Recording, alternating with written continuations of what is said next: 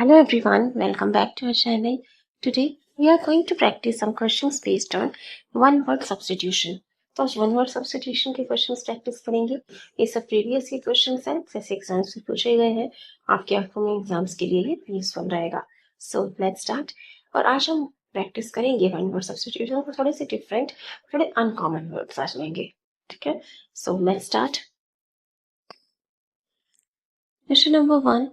A short, amusing, or interesting story about a real incident or person. एक छोटी सी कहानी, रोचक कहानी होगी एक रियल इंसिडेंट या पर्सन में. ठीक है, किसी असली इंसिडेंट पे, किसी किस्से के बारे में या किसी व्यक्ति के बारे में जो रियल है, उनके बारे में एक शॉर्ट इंटरेस्टिंग स्टोरी, एक रोचक कहानी, उसको क्या कहेंगे? Tale, allegory, anecdote, biography. Biography क्या होता है? जीवनी, किसी की जीवनी, किसी के लाइफ के बारे में लिखना. जब कोई और किसी के लाइफ के बारे में लिखता है तो उसे बायोग्राफी कहता है.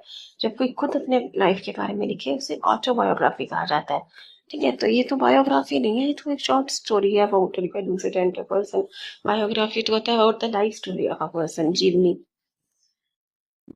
एलिगोरी वो स्टोरी होती है जिसमें कोई हिडन मीनिंग हो, कोई मॉरल लेसन हो, कोई सीख हो. ठीक है, हिडन मीनिंग होता है जिसको समझना होता है, जिसमें कोई एक संदेश हो. तो ये भी नहीं है, तो एक इंटरेस्टिंग स्टोरी पूछी है, रियल इंटरेस्टिंग स्टोरी. टेल या एनेक्डोट. को टेल भी एक शॉर्ट स्टोरी होती है, इंटरेस्टिंग स्टोरी, पर टेल मोस्टली इमेजिनरी होती है. एक लोक कथा जैसे एक इमेजिनरी कहानी होती है टेल. लेकिन यहाँ पे रियल पूछा है तो हमारा आंसर हो जाएगा एनेक्डोट. Anecdote.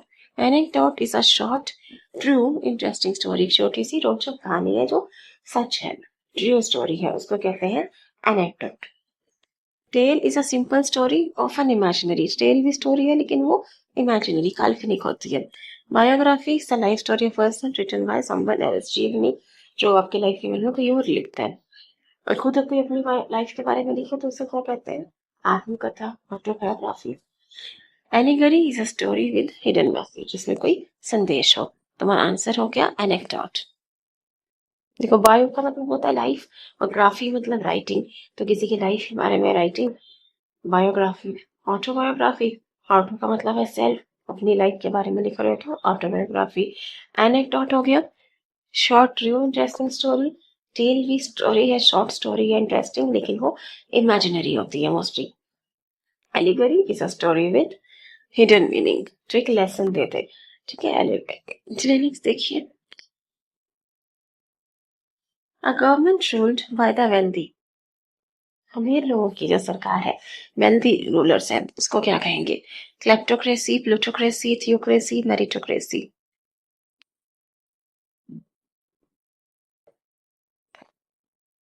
थियोक्रेसी क्या होता है? थियो होता है रिलेटेड टू रिलीजियन, गॉड. तो थियोक्रेसी होता है जो धर्म, जो शास्त्र से जो सरकार चले, धर्म तंत्र जिसको कहते हैं, वो है थियोक्रेसी. लेकिन यहाँ तो रूल बाय वेल्दी पूछा है. मेरिटोक्रेसी, मेरिट के बेसिस पे एडमिशन मिलता है, सुना होगा कई बार. तो मेरिट हो गया योग्यता के आधार पर. तो मेरिटोक्रेसी है जहाँ पे रूलर जो है योग्यता के आधार पर चुने जाते हैं, एबिलिटी के अकॉर्डिंग जहाँ पे रूलर्स को चूज किया जाता है, सिलेक्ट किया जाता है, और उनकी सरकार बनती है, वो है मेरिटोक्रेसी, योग्यता के आधार पर जो चलती है. क्या योग्यता के आधार पर रूलर बनते हैं? तो ये तो नहीं है, रूलर बनती पूछा है. प्लूटोक्रेसी या kleptocracy? Plutocracy. Plutocracy. Plutocracy is government by the wealthy. ठीक है, गवर्नमेंट बाय वेल्दी रूल्स को कहते हैं प्लूटोक्रेसी. प्लूटोक्रेसी. क्लेप्टोक्रेसी क्या होता है? A government where rulers use their powers to steal money और रिसोर्सेस. तो जहाँ पे लोग अपने पावर का गलत फायदा उठाते हैं, रूलर्स और लोगों के पैसे, उनके रिसोर्सेस चुरा लिए जाते हैं, ले लिए जाते हैं, उसको क्लेप्टोक्रेसी कहते हैं. ठीक है, क्लेप्टोक्रेसी.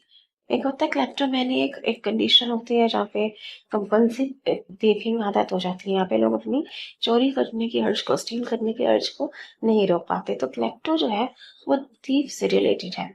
तो क्लेप्टोक्रेसी हो गया गवर्नमेंट जहाँ पे रूलर्स जो हैं वही अपनी पावर का यूज करके लोगों के पैसे लूट रहे हैं, उनके रिसोर्सेज ले रहे हैं, उसे क्लेप्टोक्रेसी कहा जाता है.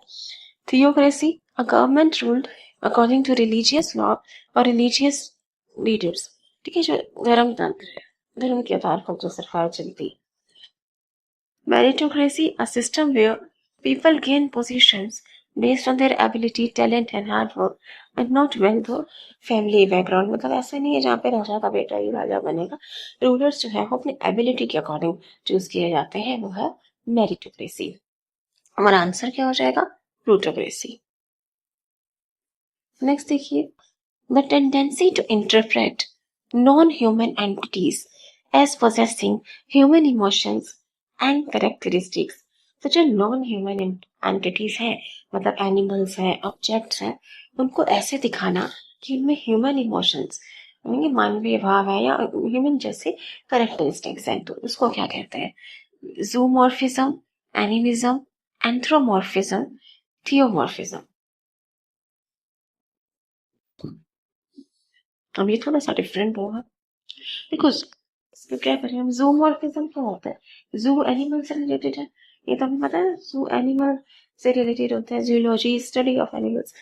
तो जू एनिमल से रिलेटेड हुआ. तो जूमॉर्फिज्म होता है किसी को एनिमल जैसा बनाना. ठीक है, जिसको एनिमल जैसे शेप देना, उसको हम कहते हैं. किसी ह्यूमन को जैसे एनिमल जैसा शेप देना, जैसे statue with a lion head, तो वो उसको हम कहते हैं जूमॉर्फिज्म. एनिमल जैसा कैरेक्टरिस्टिक देना. लेकिन यहाँ तो ह्यूमन जैसा बोला है ना, जैसे ह्यूमन इमोशंस एंड कैरेक्टरिस्टिक्स, तो जूमॉर्फिज्म नहीं होगा. एंथ्रोमॉर्फिज्म, थियोमॉर्फिज्म या एनिमिज्म. थियोमॉर्फिज्म क्या होता है? थियो गॉड से रिलेटेड है, डिवाइन से रिलेटेड है. तो गॉड जैसे करेक्टरिस्टिक होना किसी में, जैसे किसी राजा को भगवान का रूप माना जाता है, तो वो होता है थियोमॉर्फिज्म. गॉड जैसा करेक्टरिस्टिक्स देना किसी पर्सन को, तो ये भी नहीं होगा. है तो ह्यूमन जैसा कुछ है, तो हमारा आंसर हो जाएगा anthromorphism. Anthro is related to man. Anthro man से रिलेटेड है. Anthropology, study of mankind. Philanthropy, one who help others. और मिसएंथ्रोप होता है, वो dislikes other human beings. Anthro जहाँ भी आए वो मैन से, मैनकाइंड से जुड़ा हुआ है. तो एंथ्रोमॉर्फिज्म हो गया ह्यूमन जैसी करेक्टरिस्टिक्स देना किसी को. ठीक है, जैसे कोई नॉन लिविंग ऑब्जेक्ट है, कोई एनिमल है, उसको ह्यूमन जैसा बनाना, उसको हम कहते हैं एंथ्रोमॉर्फिज्म. एंथ्रोमॉर्फिज्म. चलिए इसको और अच्छे से समझते हैं. आंसर हो गया anthropomorphism. Anthropomorphism means giving human qualities to animals or objects. ठीक है. Theomorphism, god-like qualities to human, जैसे किसी राजा को भगवान मान लेना. Zoomorphism, giving animal shapes or features to a human or god. Animal shape or feature, जैसे कि स्टैचू होता है, उसमें लायन का हेड है, तो ऐसा मान लेना कि एनिमल जैसा कर फीचर्स देना ह्यूमन और गॉड को. और believe that animals, plants, rivers and mountains and other natural objects have spirits or souls is called animism. Animism क्या होता है? एनिमिज्म में ये धारणा, ये बिलीफ है कि जितने भी ट्रीज हैं, रिवर्स हैं, एनिमल्स हैं, प्लांट्स हैं, सब में अपनी स्पिरिट है. उसको हम कहते हैं एनिमिज्म. एनिमिज्म. ठीक है, हमारा आंसर हो जाएगा एंथ्रोपोमॉर्फिज्म. चलिए इसे और अच्छे से समझते हैं. Four forms of giving characteristics. Zoomorphism, giving animal characteristics to human objects और gods. Example देख सकते हैं. A god with a lion's head, उसको हम कहेंगे zoomorphism. Animal जैसा characteristic देना. Animism, the belief that animals, plants, rivers have spirits or souls. कि animals में, plants में, rivers में spirit होती है, आत्मा होती है. इसको हम कहते हैं animism. Example भी दिया, believing that a tree or river has its own spirit. Anthropomorphism होता है giving human characteristics to animals, objects, gods, जैसे a talking fox or a wise owl in stories. Human जैसे कैरेक्टरिस्टिक्स देना किसी animal को, किसी ऑब्जेक्ट को, जैसे मानव जैसे कैरेक्टरिस्टिक्स देना.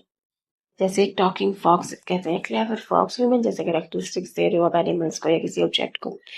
और थियोमॉर्फिज्म है giving divine god like characteristics to humans और other beings.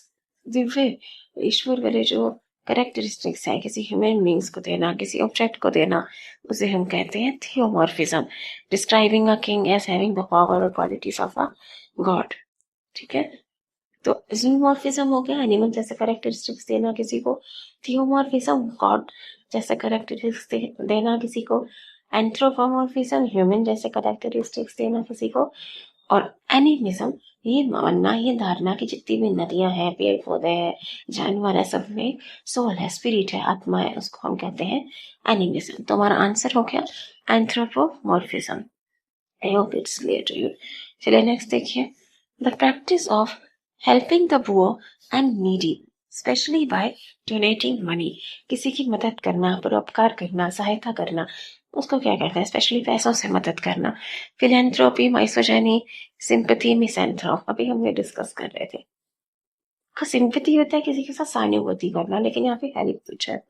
माइसोजेनी is hatred towards women, जो लोग महिलाओं को पसंद नहीं करते उसे हम माइसोजेनी कहते हैं। ये तो पूछा नहीं है। Misanthrope dislikes other human beings, जो दूसरे लोगों को ही पसंद ना करे। तो हमारा आंसर हो जाएगा फिलैंथ्रोपी। फिलैंथ्रोपी, देखो यहाँ पे एंथ्रो आ रहा है ना, तो जहाँ भी एंथ्रो है वो मैनकाइंड से जुड़ा हुआ होता है। तो आंसर हो गया फिलैंथ्रोपी। नेक्स्ट देखिए, person who studies the stars and planets to predict the future, तो जो भविष्य का अनुमान लगाते हैं ग्रहों को, नक्षत्रों को पढ़कर, उनको हम क्या कहेंगे? Astronomer, astrologer, meteorologist, cosmologist.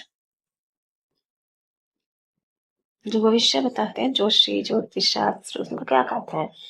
आप क्या असर पड़ रहा है किसी भी ग्रहों नक्षत्रों का, जो ये पढ़कर बताए, उनको क्या कहते हैं हम? एस्ट्रोलॉजर। एस्ट्रोलॉजर, इसमें से ज्यादा सोचने का नहीं है, एस्ट्रोलॉजर आंसर हो जाएगा। बाकी कॉस्मोलॉजिस्ट मतलब होता है स्टडीज फॉर होल यूनिवर्स, जो ब्रह्मांड के बारे में पढ़े, cosmologist. Meteorologist, a scientist who studies the weather, rain, wind, storms, temperature and makes weather forecast, weather के बारे में पढ़ते हैं, मौसम के बारे में अध्ययन करते हैं, वेदर फोरकास्ट करते हैं कि कब गर्मी होगी, कब बरसात होगी, तो उसको कहते हैं मेटेरियोलॉजिस्ट, जो मौसम के बारे में पढ़ते हैं। Astronomer is a scientist to study star, plants, galaxies and the universe using science। तो प्लांट्स एंड स्टार्स के बारे में जो पढ़ते हैं उनको हम कहते हैं एस्ट्रोनॉमर। तो हमारा आंसर हो जाएगा यहाँ पे एस्ट्रोलॉजर। चलिए नेक्स्ट देखिए, choose the one word substitution for the blank in the sentence below. Despite the rise of digital era, Maya chose to specialize in dash, dedicating hours to perfecting each elegant stroke by hand। तो digital art आ चुका है, अब computerisation हो चुकी है, लेकिन माया अभी भी डैश करना पसंद करती है, dedicating hours to perfecting each elegant stroke पर हैंड, मतलब उसे हाथ से लिखना पसंद है। तो यहाँ पे हैंड राइटिंग के बारे में, हाथ से लिखने की बात की जा रही है, तो उसके लिए कौन सा वर्ड यूज करेंगे? Typography, calligraphy, cartography, photography. हाथ से लिखने की बात हो रही है, तो फोटोग्राफी तो आर्ट ऑफ टेकिंग पिक्चर्स होता है, कैमरा से पिक्चर्स लेना, वो है फोटोग्राफी। तो ये आने वाले। Cartography, art of making maps, जो नक्शा बनाना, उसको कहते हैं कार्टोग्राफी। ये भी नहीं होगा। कैलीग्राफी या टाइपोग्राफी, टाइपोग्राफी होता है जो टाइप करते हैं उसमें फॉन्ट साइज सेलेक्ट करना, प्रिंटिंग मटेरियल, फ्रंट पे काम करना, उसको कहते हैं टाइपोग्राफी। तो ये भी नहीं होगा, आंसर हो गया calligraphy. Calligraphy beautiful hand writing, beautiful handwriting certificated calligraphy।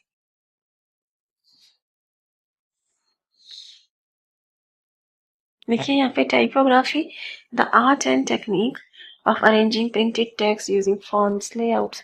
तो डिफरेंट फॉन्ट्स का, फॉन्ट्स लेआउट्स का सिलेक्ट करना, उसे हम कहते हैं टाइपोग्राफी। अब टाइप करते हैं, बच्चा फॉन्ट सिलेक्ट कर रहे हो। Photography is the art or process of taking photograph, photo खींचना, वो हो गया फोटोग्राफी। तो cartography, the science and art of making maps, नक्शे बनाना, वो है cartography. Calligraphy is the art of beautiful handwriting, या beautiful handwriting with your well. तो कैलीग्राफी हमारा आंसर हो जाएगा, क्योंकि वो हाथ से लिखना प्रेफर करती है। क्वेश्चन में ये पूछा था, तो आंसर हो गया हमारा कैलीग्राफी। कैलीग्राफी, चलिए यहाँ पे बताया गया है सबके meanings. The art of arranging letter fonts and text so that they look attractive and are easy to read is called typography। तो fonts अच्छे अच्छे सेलेक्ट करना, टेक्स्ट अच्छा सा प्रिंटेड मटेरियल तैयार करना, वो है टाइपोग्राफी। टाइप करते हैं, अच्छा फॉन्ट्स लेटर का सेलेक्ट कर रहे हो, ठीक है, टाइप से याद रहेगा आपको typography. Calligraphy is the art of beautiful handwriting. Cursive writing करते थे ना बचपन में, तो calligraphy beautiful handwriting. Science and art of making maps, cartography. और science art of taking photographs with the camera, और फोटोग्राफी है, तो हमारा आंसर हो गया कैलीग्राफी। नेक्स्ट देखिए, one who uses long or obscure words, ये तो बड़े बड़े शब्दों का प्रयोग करे, इसको समझना भी मुश्किल हो, डिफिकल्ट वर्ड्स को यूज करे, बड़े बड़े वर्ड्स यूज करे, उसको हम क्या कहते हैं? सेस्क्यूपिडेलियन, गैरिलस, सोफिस्ट, वर्बोस।